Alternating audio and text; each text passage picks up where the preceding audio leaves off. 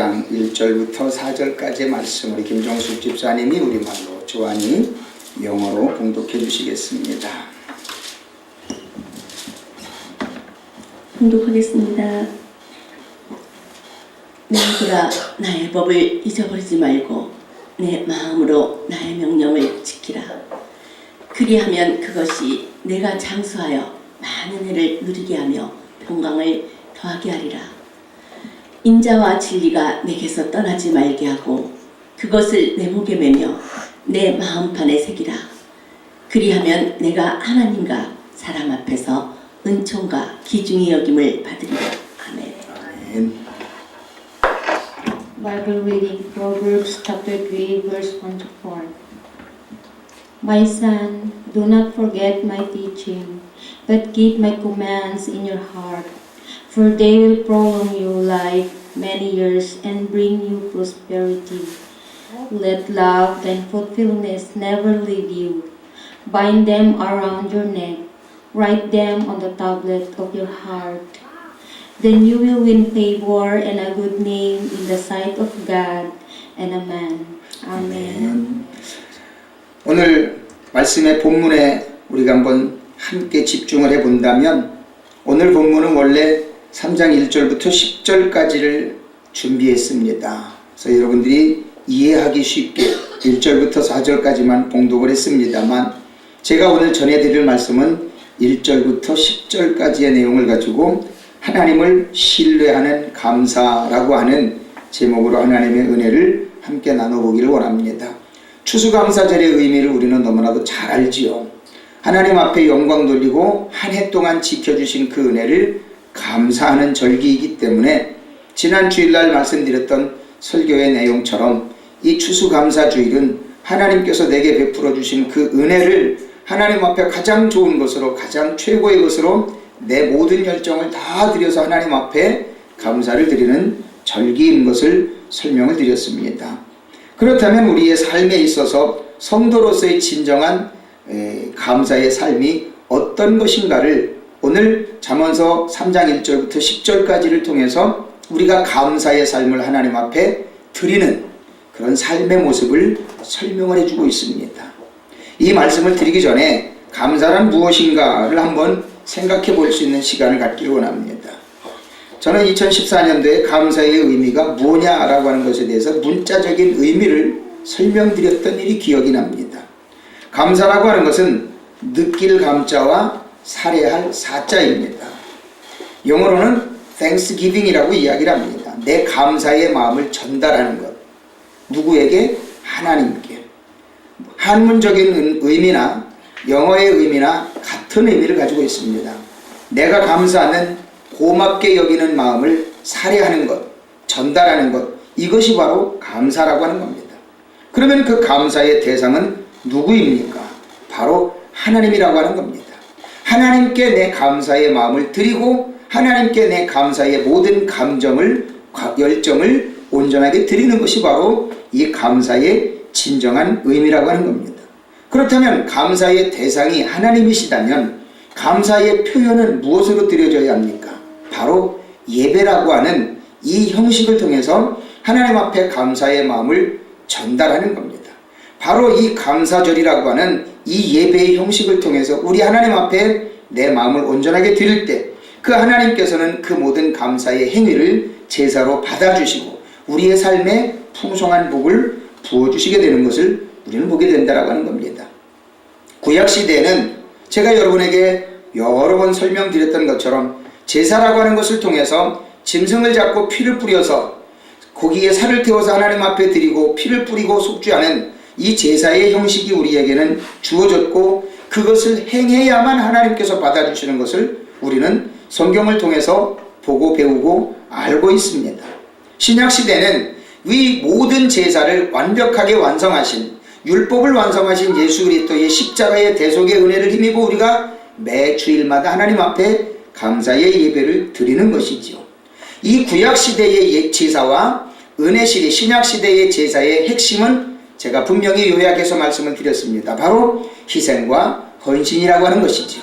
이 희생과 헌신이 예배라고 하는 형태로 하나님 앞에 온전하게 드려질 때에 그 예배는 하나님께서 기쁘게 받으시고 하나님을 영화롭게 할 수 있는 아름다운 모습으로 주님께 드려지게 된다라고 하는 것을 우리는 분명히 이해하게 된다라고 하는 겁니다. 그렇다면 우리가 삶을 통해서 하나님 앞에는 어떤 모습으로 하나님 앞에 감사의 삶을 살게 될 것인가? 오늘 잠언서 3장 1절부터 10절까지의 내용을 통해서 우리가 한번 생각해 볼 수 있기를 원합니다. 우리가 삶을 통해서 하나님을 영화롭게 하는 감사의 삶을 살기를 원한다면 첫 번째로는 오늘 본문 읽어드린 1절부터 4절까지의 내용을 통해서 하나님 앞에 순종하는 감사의 삶이 필요하다라고 하는 겁니다. 1절부터 4절까지는 분명히 이렇게 말씀하지 않습니까? 내 아들아, 나의 법을 잊어버리지 말고 네 마음으로 나의 명령을 지키라. 그리하면 그것이 내가 장수하여 많은 해를 누리게 하며 평강을 더하게 하리라. 인자와 진리가 내게서 떠나지 말게 하고 그것을 네 목에 매며 네 마음판에 새기라. 그리하면 네가 하나님과 사람 앞에서 은총과 귀중히 여김을 받으리라 라고 말씀합니다. 여러 사람들 중에 보게 되면은요, 자신이 했던 일에 대해서 무엇인가를 계속해서 자기 입으로 자랑하는 사람들이 있습니다. 내가 이렇게 했고 이렇게 했는데 이런 칭찬을 받았고 이런 결과를 낳았다라고 자기 자신을 계속해서 드러나는 사람들이 있습니다. 이거를 자기 PR, 자기 홍보라고 이야기를 하지요. 그러나 그거에는 한계가 있습니다. 그러나 다른 사람이 나를 자랑해 주게 되면 어떻습니까? 그것은 지속됩니다.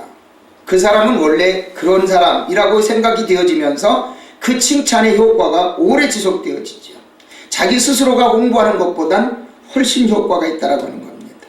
하나님께서 내 마음을 알아주시고 내가 하나님 앞에 인정받는 사람이다라고 하는 것이 인정되어질 때는 많은 사람들이 그것을 기억하기가 쉽고 오래간다라고 하는 겁니다. 어떻게 할 때? 하나님의 말씀대로 살기를 순종할 때 하나님은 나를 그런 사람으로 만들어 주신다라고 하는 겁니다. 내 스스로가 자랑하지 않아도 하나님께서 나를 높여주시고 하나님께서 나를 존귀하게 하신다라고 하는 거예요. 어떻게 할 때? 하나님의 말씀대로 살기를 노력할 때, 하나님의 말씀대로 살기를 위해서, 하나님의 명령대로 살기를 위해서 순종하고 그 말씀을 지켜 살기를 애쓸 때 하나님께서는 내게 풍성한 복을 부어주시고 모든 사람 앞에서 나를 존귀하게 해주신다라고 1절부터 4절까지는 우리에게 가르쳐주고 있는 것을 보게 됩니다. 마음으로 묵상할 것을 지켜라, 하나님께서는 분명하게 말씀하고 있는 것을 보게 됩니다. 그렇게 한다면 장수의 복과 평강의 복을 하나님께서는 약속하고 있습니다. 신명기 30장 15절과 16절에서도 이미 하나님께서는 율법을 통해서 우리에게 당신의 말씀을 지켜 살면 그렇게 복을 주실 것을 약속하고 있는데, 보라, 내가 오늘 생명과 복과 사망과 화를 네 앞에 두었나니, 즉 생사화 복을 네 앞에 두었나니 곧 내가 오늘 네게 명령하여 네 하나님 여호와를 사랑하고 그 모든 길로 행하며 그의 명령과 규례와 법도를 지키라 하는 것이라. 그리하면 네가 생존하며 번성할 것이요 네 하나님 여호와께서 네가 가서 차지할 땅에서 네게 복을 주실 것임이니라. 하나님의 말씀대로만 살기만 하면 네 앞에 있는 생사화복 중에서 하나님께서 가장 좋은 곳으로 채워주셔서 이 땅을 장수하며 평화롭게 많은 복을 누리며 살게 해주신다라고 약속하고 있는 것을 보게 됩니다. 하나님의 말씀대로만 살면 하나님은 분명히 복을 주신다라고 약속을 합니다. 그렇다면 하나님의 말씀은 어떤 것입니까? 구약시대는 율법이지요. 신약시대는 바로 성경을 이야기를 합니다. 그 말씀의 효력을 우리가 분명하게 기억하기를 원한다면 우리는 이 말씀을 분명히 기억하며 살아야 합니다. 바로 시편 19편 7절과 8절에 우리에게 주는 교훈입니다. 여호와의 율법은 완전하여 영혼을 소성시키며 여호와의 증거는 확실하여 우둔한 자를 지혜롭게 하며 여호와의 교훈은 정직하여 마음을 기쁘게 하고 여호와의 계명은 순결하여 눈을 밝게 하시는도다. 주님의 말씀이 내 마음 가운데 새겨지게 되면 세상을 보는 눈이 달라지게 되고 세상 일에 대하여 대처할 수 있는 지혜가 생기고 내가 세상에서 당하는 환난 가운데 어떤 방법을 가지고 이겨낼까라고 하는 문제 해결의 방법까지도 하나님께서는 갖게 해주신다라고 하는 겁니다. 때문에 저와 여러분들이 하나님의 말씀대로 살기를 위해 노력하고 하나님께서 원하시는 말씀의 능력을 가지고 살기를 원하신다라고 하는 것을 기억하시길 바랍니다. 그래서 19편 14절에는 또한 이렇게 이야기합니다. 나의 반석이시요 나의 구속자이신 여호와여, 내 입의 말과 마음의 묵상이 주님 앞에 연락되기를 원하나이다 라고 시편 기자는 노래합니다. 내 말의 모든 것들이 하나님 앞에 묵상되어지고 하나님의 말씀으로 채워질 때에 그것이 하나님 앞에 상달되어져서 내 삶에는 풍성한 복으로 임할 것을 시편 기자가 고백하는 것처럼 저와 여러분들이 하나님 앞에 신실한 모습으로 나아가 말씀대로 살기를 노력할 때 그것은 바로 하나님께서 원하시는 믿음의 삶에 순종하는 모습임을 기억하면서 하나님께서 주시는 많은 복을 받아 누리는 아름다운 삶을 사시는 저와 여러분이 되시기를 예수 그리스도 이름으로 축원을 드립니다. 말씀 중에 보게 되면 하나님의 말씀을 네 목에 매며 네 마음판에 새기라라고 이야기를 합니다. 유대인들은 하나님의 말씀을 묵상하고 그 말씀이 내 삶에서 떠나가지 않도록 하기 위해서 집안 구석구석마다 하나님의 말씀을 붙여놓습니다. 때로는 소매 끝에다가 달고 다니기도 하고요, 목에다 걸고 다니기도 하고요, 미간에 붙이고 다니기도 하고요, 심지어 손에 들고 다니면서 그 말씀을 떠나지 않게끔 합니다. 왜 이렇게 할까요? 바로 이것은 하나님의 말씀대로 살기를 노력하는 그 마음의 열정을 통해서 삶이 변화되어지고 하나님께서 복을 주시는 것을 그들은 체험했기 때문에 하나님이 하라는 그대로 하고 있다라고 하는 겁니다. 오늘날 신약시대, 은혜시대를 살아가고 있는 우리들에게는 어떤 의미를 줍니까? 바로 이것은 영적인 싸움의 모습을 우리에게 가르쳐주고 있다라고 하는 겁니다. 바로 이 영적인 싸움에서 승리하게 되면 저와 여러분들은 은총과 귀중히 여김을 받게 되는 삶의 결과를 낳게 된다라고 하는 겁니다. 수시로 말씀을 읽고 수시로 말씀을 외우면서 수시로 하나님의 영광을 찬양하는 아름다운 저와 여러분의 삶이 되어지기만 한다면 저와 여러분들은 하나님 앞에 크게 쓰임받는 믿음의 일꾼이요 크게 복을 받는 하나님을 향한 믿음의 거부들이 될 것이라고 하는 사실을 믿으시길 바랍니다. 그래서 사도 바울은 고린도 교회 교인들에게 여러분들은 영적인 싸움에서 승리할 수 있는 믿음의 사람들이 되어져야만 하나님께 쓰임받는 믿음의 일꾼이요 믿음의 거부들이 될 수 있음을 이렇게 강조하고 있습니다. 고린도후서 3장 3절로 5절에는 이렇게 이야기합니다. 너희는 우리로 말미암아 나타난 그리스도의 편지니 이는 먹으로 쓴 것이 아니요 오직 살아계신 하나님의 영으로 쓴 것이며 또 돌판에 쓴 것이 아니요 오직 육의 마음판에 쓴 것이라. 우리가 그리스도로 말미암아 하나님을 향하여 이 같은 확신이 있으니 우리가 무슨 일이든지 우리에게서 난 것 같이 생각하여 스스로 만족할 것이 아니니 우리의 만족은 오직 하나님께로부터 나느니라 라고 말씀합니다. 사랑하는 성도들이여, 한번 고백해 보십시오. 나는 그리스도의 편지. 나는 그리스도의 편지. 저와 여러분은 하나님께서 허락하신 그리스도의 편지라고 하는 겁니다. 저와 여러분을 통해 예수 그리스도가 증거되어지고, 아멘. 저와 여러분을 통해 하나님 앞에 받은 복을 증거할 수 있는 증인들이라고 하는 겁니다. 편지는 무엇을 이야기합니까? 내 생각을 전하는 게 편지지 않습니까? 다른 이의 생각을 받는 게 편지입니다. 바로 증언이고 증거라고 하는 뜻이지요. 그리스도의 편지라고 하는 것은 무엇을 이야기합니까? 저와 여러분들이 하나님 앞에 은혜 받은 사람들이요, 사랑받은 성도들이요, 하나님 앞에 복을 받은 성도들이라고 하는 증거물이라고 하는 것을 사도 바울이 이야기하고 있다고 하는 겁니다. 때문에 내가 그리스도의 편지다 라고 하는 것은 나는 하나님 앞에 사랑받는 존재를 부인할 수 없다라고 하는 뜻이고, 내가 하나님 앞에 받은 은혜와 사랑을 나를 통해 증거할 수 있는 증거물이라고 하는 것을 보여주고 있다라고 하는 겁니다. 때문에 사랑하는 성도들이요, 하나님께서 저와 여러분을 통해 하시고자 하는 이 많은 일들을 저와 여러분들이 몸으로 실천할 때 저와 여러분들은 진정한 그리스도의 편지로서의 삶을, 이 땅을 아름답게 살아가시기를 예수 그리스도 이름으로 축원을 드립니다. 그렇게 된다면 저와 여러분들은 하나님께서 허락하신 은총과 귀중히 여김을 받을 수 있는 하나님의 놀라운 아름다운 백성들이 된다는 사실을 기억하시기를 예수 그리스도 이름으로 축원을 드립니다. 두 번째로 저와 여러분들이 하나님을 신뢰하는 감사의 삶을 살기 위해서는 어떻게 해야 되느냐? 5절부터 8절까지를 통해서 우리가 기억하고 있는 것처럼 의뢰하는 감사, 즉 하나님을 신뢰하는 감사를 해야 된다고 하는 겁니다. 5절부터 8절까지는 이렇게 이야기합니다. 너는 마음을 다하여 여호와를 신뢰하고 네 명철을 의지하지 말라. 너는 범사의 그를 인정하라. 그리하면 네 길을 지도하시리라. 스스로 지혜롭게 여기지 말지어다. 여호와를 경외하며 악을 떠날지어다. 이것이 내 몸에 양약이 되어 내 골수를 윤택하게 하리라.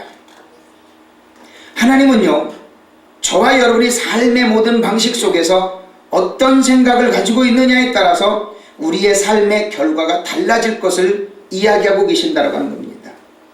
무엇이냐면 내가 어떤 생각을 가지고 있느냐에 따라서, 내가 어떤 믿음의 상태를 주님 앞에 고백하고 세상 사람들 앞에 고백하느냐에 따라서 삶의 결과가 달라진다고 하는 겁니다.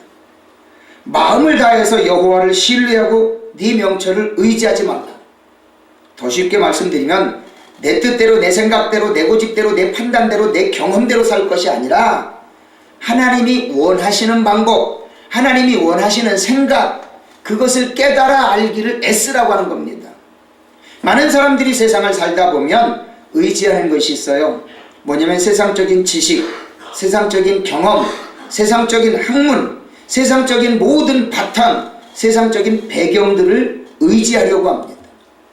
그러나 5절부터 8절까지 우리에게 가르쳐주는 교훈은 뭐냐면 네 생각을 의지하지 말라는 거예요. 네 판단과 경험을 의지하지 말라는 거예요.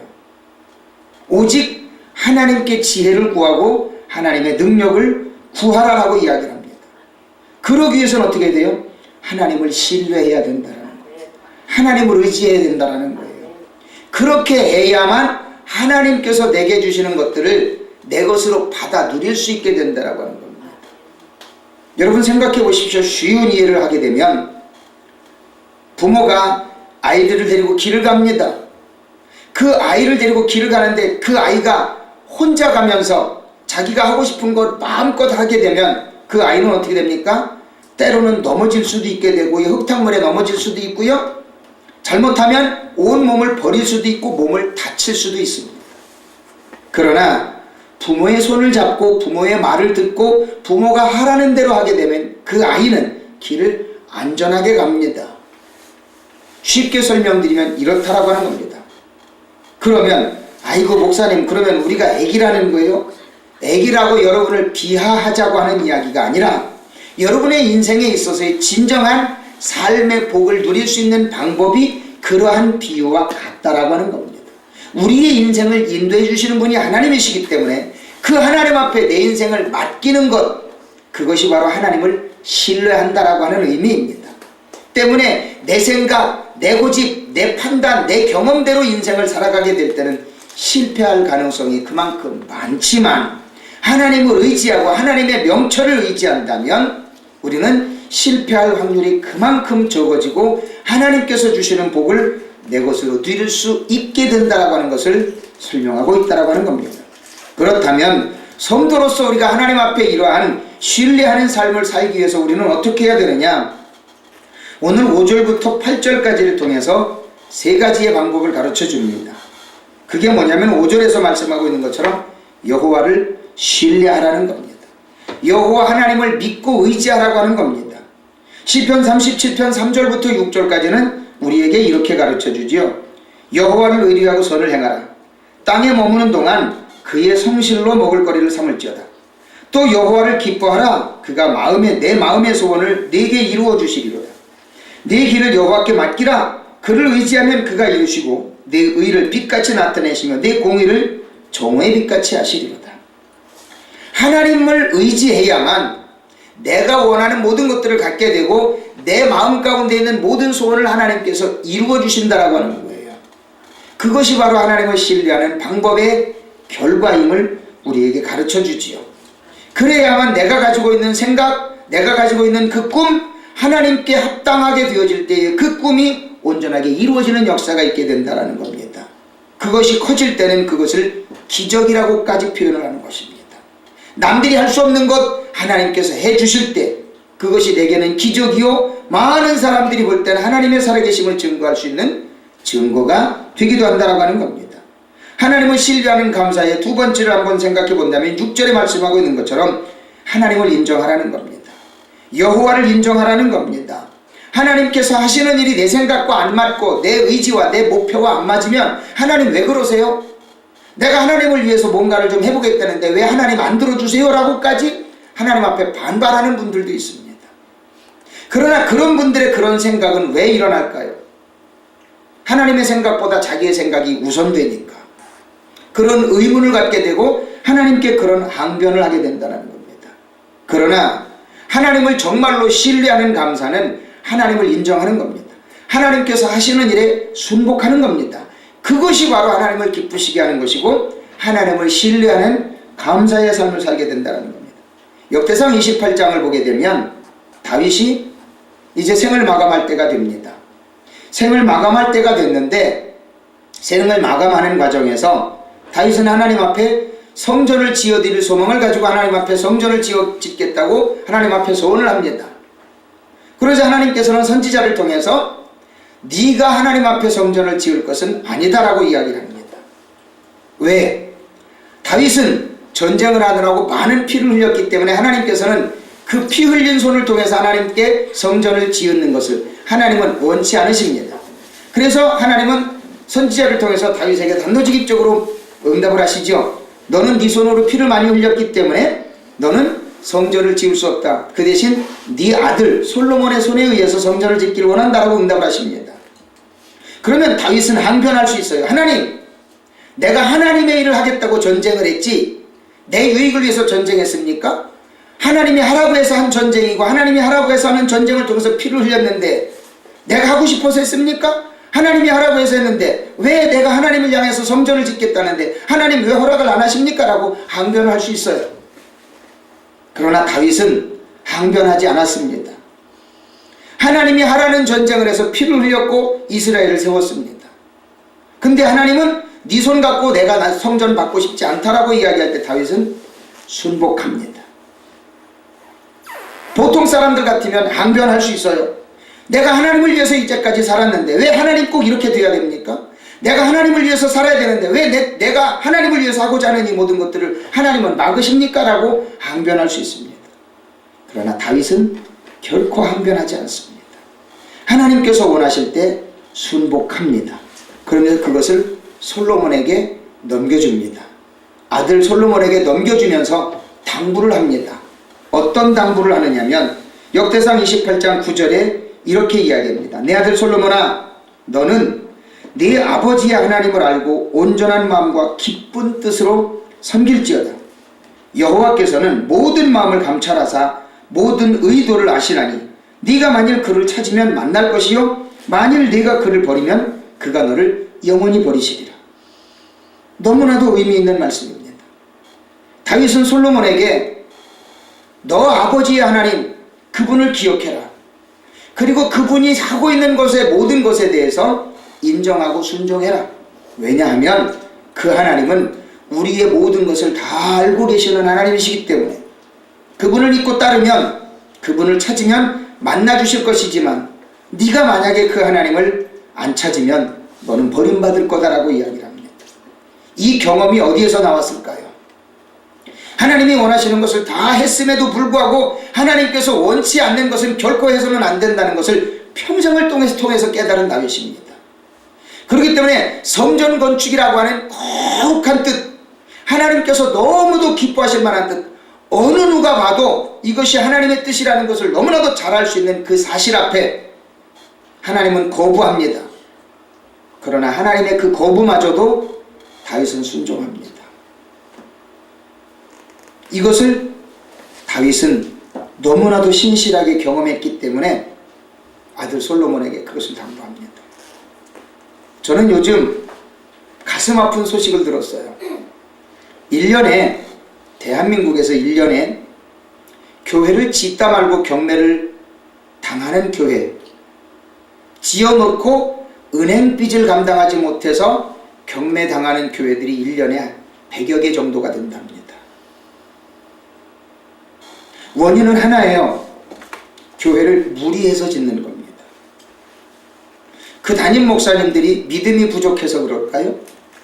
교회 성도들이 믿음이 없어서 그럴까요? 하나님이 원치 않는 방법으로 성전을 짓다 보면 그렇게 되는 겁니다.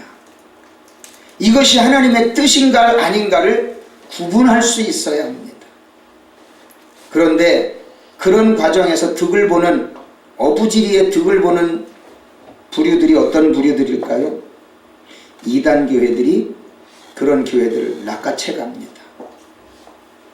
우리는 이런 웃지 못할 상황, 가슴 아픈 이 현실을 보면서 우리는 다윗에게 배워야 할 것들이 있다라고 하는 거예요. 바로 그것이 하나님이 원하시는 것이냐 아니냐를 구분할 수 있어야 된다는 겁니다. 이것이 바로 하나님을 신뢰하는 믿음에서 시작된다라고 하는 것이죠. 믿음이 부족하고 연약한 자가 누가 있겠습니까? 하지만 그것이 하나님의 뜻이냐 아니냐를 분별할 수도 있어야죠. 다윗처럼 자기는 왕이기 때문에 명령만 내리면 성전 지을 수 있어요. 얘들아 성전 지어라, 모든 건축물 다 가지고 와라 해가지고 지으라고 명령하면 지을 수 있어요. 근데 다윗은 하나님께 묻습니다. 하나님, 주님의 성전을 짓고 싶습니다.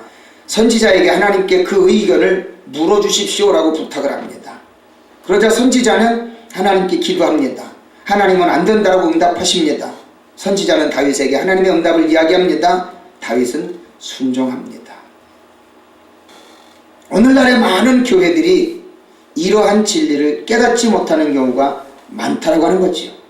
심지어 우리 성도들도, 대한민국의 모든 성도들도 그런 오류와 착각을 범하는 경우가 많다라고 하는 겁니다. 왜 그렇습니까?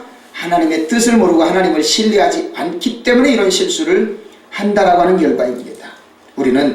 저와 여러분은 하나님을 전적으로 믿고 따르는 아름다운 삶을 사시길 바랍니다. 오늘 본문 7절에서 말씀하는 하나님께 의뢰하는 감사의 세 번째는 뭡니까? 여호와를 경외하며 악에서 떠나라라고 이야기합니다. 오늘 본문 7절에서는 이야기하죠. 스스로 지혜롭게 여기지 말지어다 여호와를 경외하며 악을 떠날지어다라고 이야기합니다. 자기 스스로 지혜롭게 여긴다는 건 뭘 이야기합니까? 나는 똑똑하고 명철하니까 누구 얘기 안 들어도 되라고 생각하는 겁니다. 우리의 신앙에 있어서 실수할 수 있는 너무나도 큰 부분을 차지하고 있는 것이 바로 이겁니다. 나는 어느 누구보다도 믿음이 떨어지지 않아. 나는 어느 누구보다도 믿음이 좋아. 나는 하나님 앞에 믿음이 신실한 사람이야. 나는 주변의 모든 사람들보다 믿음이 좋아라고 스스로 생각하는 사람들. 이 사람들은 생각을 바꾸라고 이야기를 합니다. 바로 그것은 우리에게 무엇을 가르쳐 줍니까? 스스로 지혜롭게 여기지 말고 여호와를 경외하며 악을 떠나라고 이야기를 합니다. 이것이 하나님 앞에 내 믿음을 인정받고 내가 신앙을 성공할 수 있는, 하나님을 철저하게 신뢰할 수 있는 신앙의 방법임을 가르쳐 줍니다. 바로 욥과 같은 삶을 우리는 살아야 된다라고 이야기를 합니다.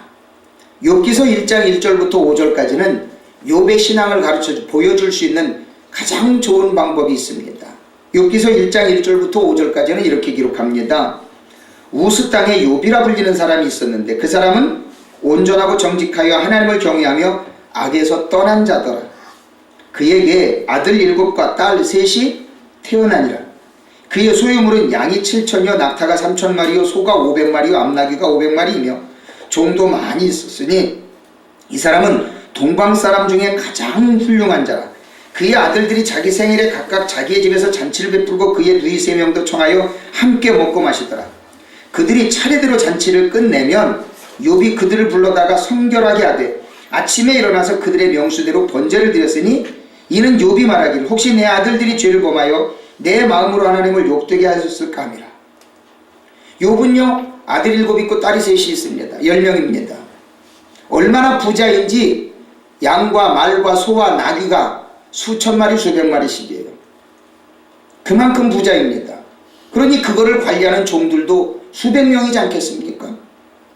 근데 욥이 한 자녀가 생일을 맞이해서 생일잔치를 하면은요 그 생일잔치를 통해서 욥의 자녀들이 마음과 생각으로라도 죄를 지었을까봐 그 자녀들을 불러다가 성결하게 한다는 거예요. 성결하게 한다는 건 뭡니까? 너 하나님 앞에 마음으로도 죄를 지은 것이 있느냐 없느냐를 물어본다라고 하는 겁니다. 그리고 살펴본다라고 하는 겁니다. 그리고 나서 그 자녀를 위해서 그 자녀의 숫죄대로 하나님 앞에 속죄제를 드린다라고 하는 겁니다. 속죄의 제사를 드린다라고 하는 겁니다. 행여나 그 자녀들이 마음으로라도 생각으로라도 죄를 지었을까봐 그 자녀들을 위해서 하나님 앞에 속죄의 제사를 드려주는 거예요. 이것이 악에서 떠난 자의 가장 기본적인 생각입니다. 하나님을 전적으로 신뢰하고 하나님을 전적으로 의지한다면 우리는 그런 생각에서부터 앞서가야 합니다. 저도 자녀들 둘을 키우는 과정에서 너무나도 안절부절할 때가 많았습니다. 행여나 우리 자녀들이 하나님의 마음에 합하지 않은 것, 하나님을 슬프시게 하는 일들이 있을까? 심지어 저는 자녀들이 잘못할 것 같은 일이 있을 때는 자녀들에게 고백하고 자녀들을 위해 금식하며 기도하는 때도 있었습니다. 다행히 하나님께서는 저들의 인생을 바르게 잘 잡아주셨죠. 저와 여러분들의 인생도 마찬가지입니다.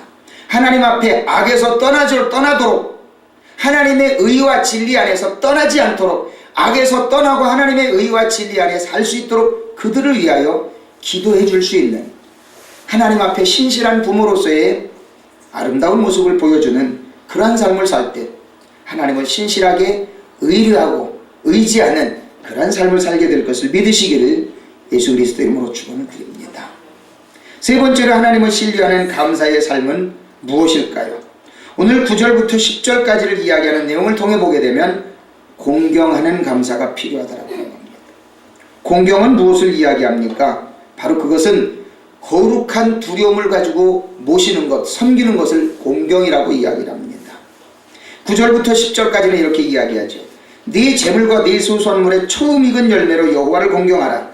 그리하면 네 창고가 가득히 차고 네 포도즙 틀에 새 포도즙이 넘치리라 말씀합니다.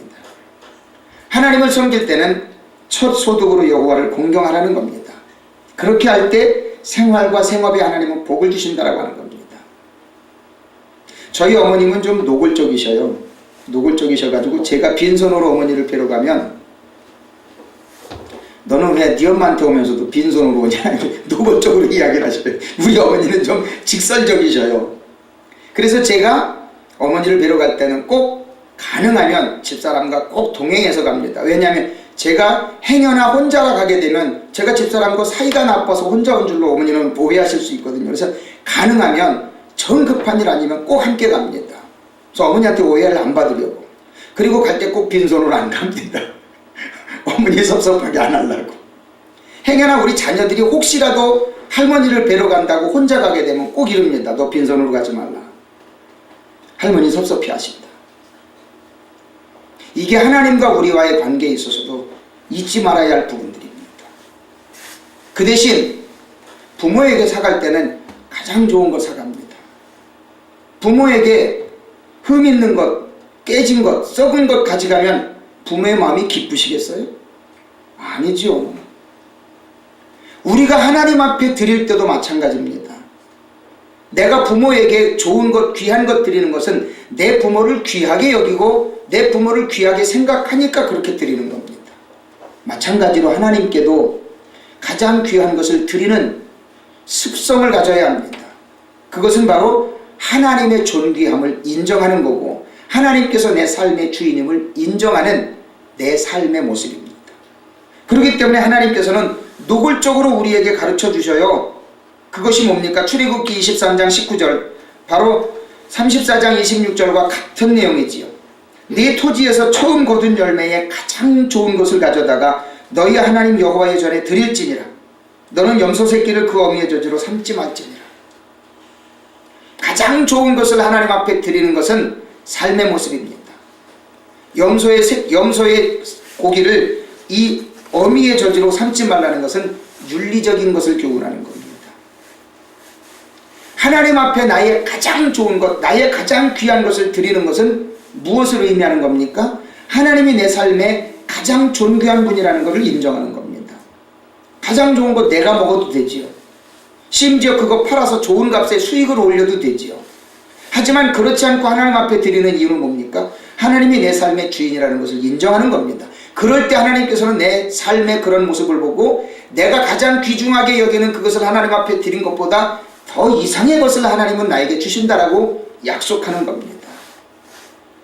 더 정확하게 이야기하면 내가 하나님 앞에 복받을 삶을 살기를 원한다면 나는 하나님을 그거보다 이상으로 섬기면 나는 하나님 앞에 더 큰 것을 받을 수 있는 논리적인 것이 성립된다라고 하는 겁니다. 때문에 사랑하는 성도들이여, 하나님 앞에 온전한 것을 드릴 줄 아는 내 바른 생각 가지고 하나님 앞에 나아가야 됩니다. 하나님은 말라기 선지자를 통해서 경고하시는 것이 있어요. 말라기 선지자가 활동하던 그 시대는 신앙적인 영적인 타락이 아주 극에 달했을 때입니다. 바로 이스라엘 민족 전체가 멸망하기 바로 직전이었죠. 그렇기 때문에 그때 당시의 신앙의 상태는 무엇이었냐면 영적으로 타락할 만큼 타락해가지고 제사장들마저, 백성들이 타락하는 건 뭐 아주 일반적이고요. 제사장이 타락할 때 어떻게 타락했냐면 백성들이 가지고 오는 하나님 앞에 드려지는 이런 거룩한 제물을 지가 좋은 것 다 먹고 하나님 앞에는 흠 있는 것, 깨진 것, 터진 것, 이 제사장들이 하나님 앞에 그렇게 드리고서도 나는 하나님 앞에 제사 드렸다라고 자기를 가식적으로 포장하던 그런 시대였습니다. 그러니까 하나님께서 이 제사장들을 질책하는 거예요. 그 질책하는 내용이 어떻게 나옵니까? 말라기 1장 6절부터 10절까지를 통해서 하나님 앞에 흠 있는 것 드리지 말라고 하나님이 제사장들에게 직접적으로 말씀하십니다. 말라기 선지자를 통해서. 내용을 읽어보면 참 가슴 아픕니다. 제가 읽어드립니다. 내 이름을 멸시하는 제사장들아, 나 만군의 여호와가 너희에게 이르기를 아들은 그 아버지를, 종은 그 주인을 공경하느니 내가 아버지일진데 나를 공경함이 어디 있느냐? 내가 주인일진데 나를 두려워함이 어디 있느냐 하나. 너희는 이르기를 우리가 어떻게 주의 이름을 멸시하였나이까 하는도다. 너희가 더러운 떡을 나의 단에 드리고도 말하기를 우리가 어떻게 주를 더럽게 하였나이까 하는도다. 이는 너희가 여호와의 식탁은 경멸히 여길 것이라 말하기 때문이라. 만군의 여호와가 이르노라. 너희가 눈먼 희생제물을 바치는 것이 어찌 악하지 아니하며 저는 것, 병든 것을 드리는 것이 어찌 악하지 아니하냐? 이제 그것을 너희 총독에게 드려보라. 그가 너를 기뻐하겠으며 너를 받아주겠느냐? 만군의 여호와가 이르노라. 너희는 나 하나님께 은혜를 구하면서 우리를 불쌍히 여기소서 하여 보라. 너희가 이같이 행하였으니 내가 너희 중 하나인들 받겠느냐? 만군의 여호와가 이르노라. 너희가 내 제단 위에 헛되이 불사르지 못하게 하기 위하여 너희 중에 성전문을 닫을 자가 있었으면 좋겠도다. 내가 너희를 기뻐하지 아니하며 너희가 손으로 드리는 것을 받지도 아니하리라. 이때 당시의 제사장들은 타락이 극에 달했어요. 하나님 앞에 가장 귀한 것 드리기보다는 집에서 채우기를 더 좋아했고요. 하나님 앞에 귀하고 아름다운 것 드리기보다는 자기 재산 챙기기를 더 좋아했었어요. 이때 제사장들이. 시대적으로 얼마나 타락했느냐면, 그러니 백성들은 얼마나 더 타락을 했겠으며 나라 민족 전체가 영적으로 얼마나 혼돈했겠습니까? 그러니까 하나님께서는 말 그대로 이야기하기를 너희 중에 성전문을 닫을 자가 있었으면 좋겠도다. 하나님은 이렇게까지 탄식하십니다. 백성들이 타락하고 제사장들까지 막 타락해버리니까 하나님이 너희들 중에 성전문을 닫아버릴 자가 있었으면 좋겠다라고 탄식할 정도로 하나님은 그 제사를 받기를 싫어했다라고 하는 거예요. 하나님 앞에는 가장 좋은 것, 가장 귀한 것을 드립니다. 얼마 전에 웃지 못할 이야기를 하나 들었습니다. 저 올여름에 저와 함께 필리핀을 같이 갔던 그 목사님이 있지 않습니까? 우리 동기 목사님이 수년 전에 보신탕을 먹자고 연락이 왔더래요. 보신탕을 먹자고 연락이 와가지고 갔는데 그 지역에서 가장 그 선배 목사님을까지 불렀답니다. 근데 그 교회 목사님은 10,000명 이상이 넘는 큰 성도를 목양하시는 그런 목사님인데요. 보신탕을 같이 먹자고 불렀던 그 목사님 집에 모여가지고 한참 맛있게 먹었답니다. 그러니까 이제 그 제일 높은 선배 목사님이 야무개 목사 어쩐 일로 이렇게 맛있는 보신탕을 준비해서 그랬더니 그 목사님이 한다는 말이 어느 날 차를 타고 가는데 길거리에 거시기가 한 마리 죽어 있지 않습니까? 그래서 그걸 주워다가 이렇게 요리를 했습니다. 이렇게. 그랬더니 이 선배 목사님이 먹던 숟가락을 확 집어던지면서 그럼 나보고 어떻게 죽었는지도 모르는 그놈을 잡아다가 요리한 걸 나보고 지금 먹으라고 그랬어? 그러면서 화를 벌컥 내면서 그 자리를 팍 차고 나가버리셨다라고 하는 거예요. 여러분, 사람에게 이렇게 출처가 분명하지 않은 음식을 줘도 기분 나쁜데 하나님 앞에 흠 있는 것, 깨진 것, 터진 것 드리면 하나님은 기뻐하시겠습니까? 천지만물을 창조하신 하나님이 사람은 물어봐야 알아요. 이거 어떻게 생긴 거야? 라고 얘기를 했는데 그 사실을 알고 나면 기쁜데, 이 출처를 다 알고 계시는 하나님이 아무리 포장한들 하나님이 그걸 모르시겠냐고요. 말라기 선지자에게 하는 이야기가 바로 그거라고 하는 거예요. 내 마음의 정성이 어디에서부터 비롯되어졌느냐를 하나님은 원하시는 거예요. 때문에 사랑하는 성도들이여, 하나님 앞에 저와 여러분의 마음을 드릴 때는 가장 귀하고 가장 값진 것, 가장 첫 것 중에 가장 귀한 것을 하나님 앞에 드릴 줄 아는 그런 마음을 가져야만 하나님 앞에 인정받는 삶이 된다고 하는 겁니다. 그 중에 우리가 대표적인 것이 뭐예요? 바로 11조 아닙니까? 말라기 선지자는 이렇게 이야기를 합니다. 그때 당시에 그 백성들이 전체적으로 타락했던 그 시대에 가장 하나님의 마음을 아프게 했던 것 중에 하나가 바로 11조의 생활이었던 거예요. 말라기 3장 10절로 12절에 이렇게 이야기합니다. 만군의 여호와가 이르노라. 너희의 온전한 11조를 창고에 들여 나의 집에 양식이 있게 하고 그것으로 나를 시험하여 내가 하늘문을 열고 너희에게 복을 쌓을 곳이 없도록 붓지 아니하나 보라. 만군의 여호와가 이르노라. 내가 너희를 위하여 메뚜기를 금하여 너희 토지소산을 먹어 없애지 못하게 하며 너희 밭에 포도나무 열매가 기한 전에 떨어지지 않게 하리니 너희 땅이 아름다워짐으로 모든 이방인들이 너희를 복되다 하리라. 만군의 여호와의 말이니라. 사랑하는 성도들이여, 말라기 선지자를 통해서 하나님께서 지적하신 가장 가슴 아팠던 것들은 뭐냐면 11조를 이들이 자기 자신들의 생각대로 가져갔다라고 하는 거예요. 하나님께 드리지를 않았다라고 하는 거예요. 우리들이 생각할 때는요, 10분의 1이라고 하는 그 분량이 너무나도 큰 분량입니다. 그런데 이 큰 분량을 하나님 앞에 드리는 것은 무엇을 의미합니까? 내 모든 삶의 재물 자체가 하나님의 것임을 고백하는 고백의 표현으로 10분의 1을 드리는 겁니다. 많은 것 중에 10분의 1만 하나님의 것이라는 것이 아니라 내 모든 것이 하나님의 것이기 때문에 그 중에 10분의 1을 하나님께 드리는 것이 내 믿음의 고백입니다라고 하는 표현입니다. 그때 당시에 말라기 선지자가 활동하던 그 모든 시대에 11조를 비롯한 모든 하나님의 헌물들을 다 하나님 앞에 드리지 않고 지들이 착복했다라고 하는 거예요. 제사장들이. 그러니까 하나님은 너무너무 가슴이 아프셨던 거예요.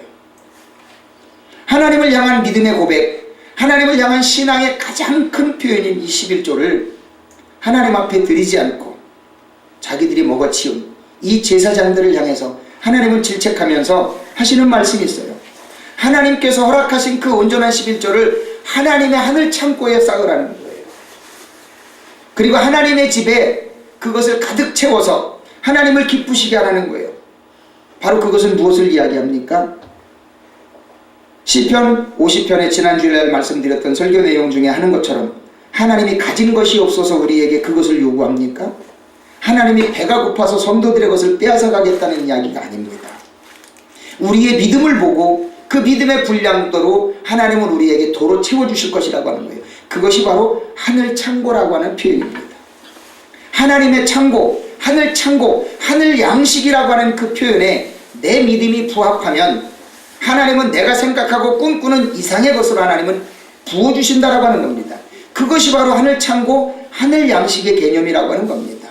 그렇게 되면 하나님께서는 뭐라고 이야기하십니까? 너희에게 복을 쌓을 곳이 없도록 붙지 아니하나 보라라고 이야기합니다. 하나님을 시험해보라 이겁니다. 그러나 많은 사람들이 착각해요. 내가 가진 것, 내 소득의 10분의 1을 하나님 앞에 드리면 나는 뭐 먹고 사는데? 우리들이 또한 실수하는 것 중에 하나는 뭡니까? 내 소득이 점점 높아지게 되면 뭐도 올라가요? 11조도 올라가니까 그때부터는 아까운 생각이 드는 거예요. 저는 우리 안수 집사님에게 감사한 게 뭐냐면 그거에 연연하지 않고 하나님 앞에 드리는 그 모습이 나는 너무나도 감사하다고 합니다. 여러분 모두가 다 우리 안수 집사님처럼 그 소득의 많고 적음에 연연하지 않고 하나님을 고백하는 그 믿음을 갖기를 원한다고 하는 거예요.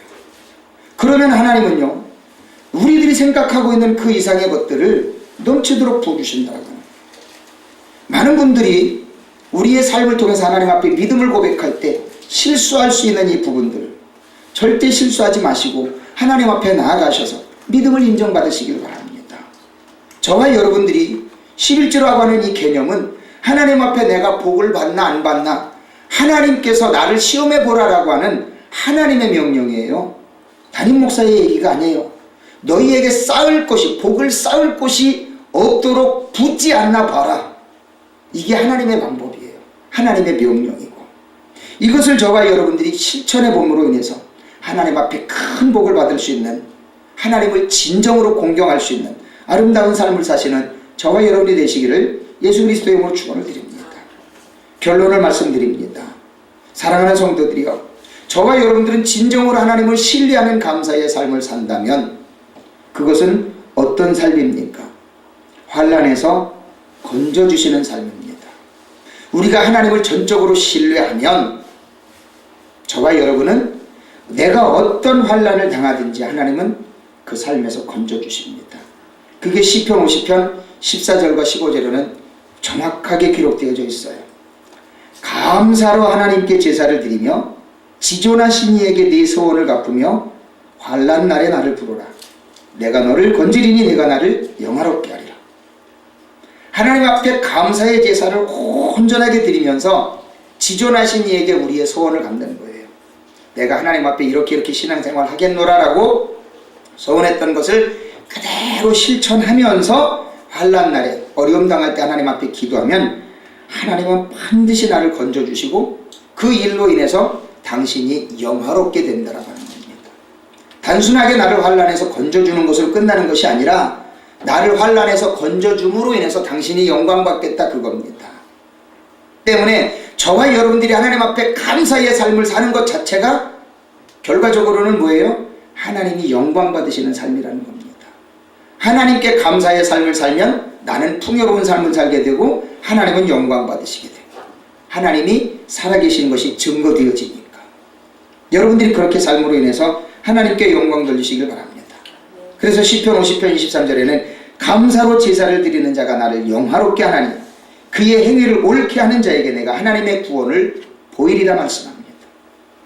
내가 감사함으로 인하여 하나님의 영광을 온전하게 드러내는 것, 이것이 바로 하나님의 구원을 보이리라 라고 표현하는 그 모습을 우리는 생각해 보면서 하나님을 향한 나의 감사의 삶을, 하나님을 전적으로 신뢰하고 의지하는 그런 삶을 온전하게 보여드리는 저와 여러분의 삶이 되시기를 예수 그리스도 이름으로 축원을 드립니다. 기도하겠습니다. 주님,